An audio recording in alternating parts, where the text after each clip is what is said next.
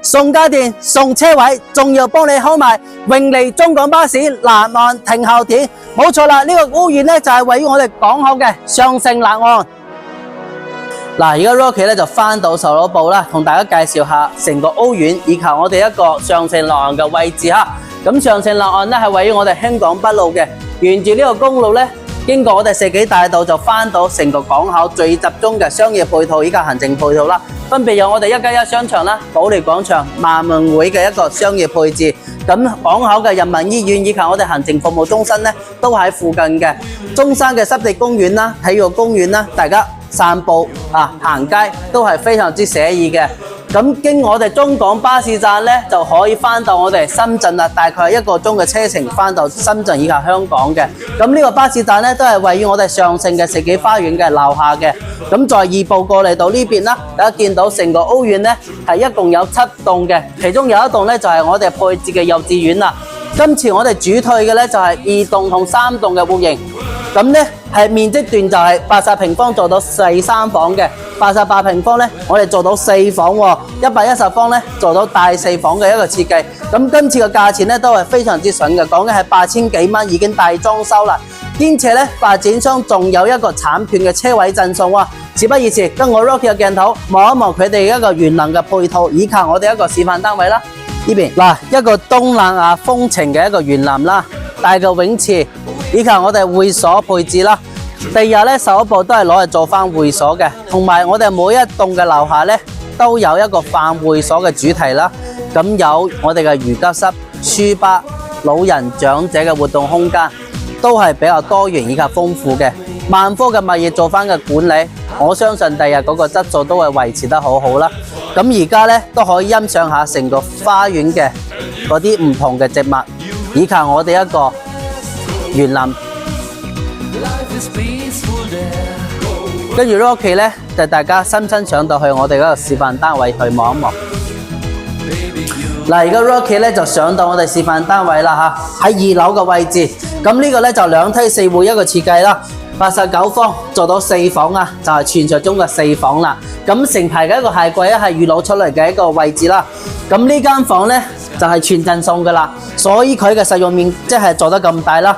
一個南北通透嘅客餐廳，大家見到啦，89方嘅大露台嚇，贈送咗一半面積嘅，望翻我哋內院嘅景觀嚇，朝南嘅一個位置，係咪好長嘅一個樓近倍啊？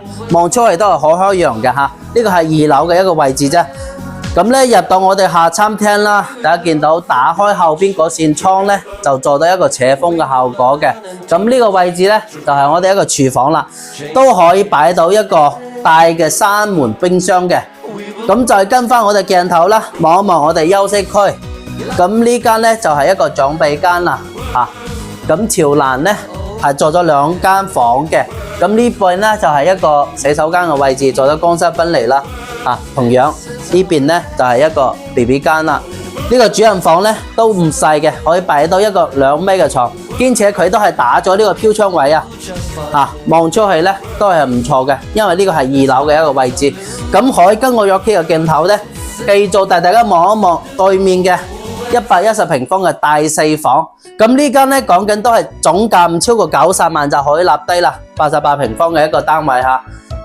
對面嗰間咧就係110平方嘅大4房大家可以望一望。咁呢個咧同樣都係放大版啦，大家見到南北通透啦一個設計。咁客廳以及餐廳咧個位置就係明顯就大過旁邊嗰間嘅所以佢嘅一個實用都係做得好高嚇。我哋一個交標咧係廚房嘅3件套，大家見到嚇。咁呢個全部都係我哋一個交標，白色嘅牆身就係冇呢個牆紙啦。咁呢個咧係做咗一個大嘅乾濕分離嘅洗手間啦。咁呢邊咧又係全贈送嘅一個飄窗嘅位置，攞嚟做到一個房間嘅。呢個房都唔細，主要重點都係睇翻我哋主人房啦。係咪超闊嘅一個大嘅主人房啊？110平方嘅咋，唔係好大。咁呢間咧講緊總價都係90幾萬就可以立低嘅啦。咁項目咧差唔多介紹到呢度啦，大家見到啦，全部都係現樓現證啦。今次咧開發商搞緊一個3萬蚊低首期嘅上車活動，仲可以申請到一個大產權嘅車位，仲有一個家電嘅大禮包，講緊係幾十萬嘅一個優惠措施啊！仲有呢，我哋永利巴士嚟緊就開通㗎啦，大家返到香港都係非常之方便嘅。有興趣嘅朋友 WhatsApp 聯絡 Rocky，帶你哋親身上嚟睇樓。大家下集再見，拜拜。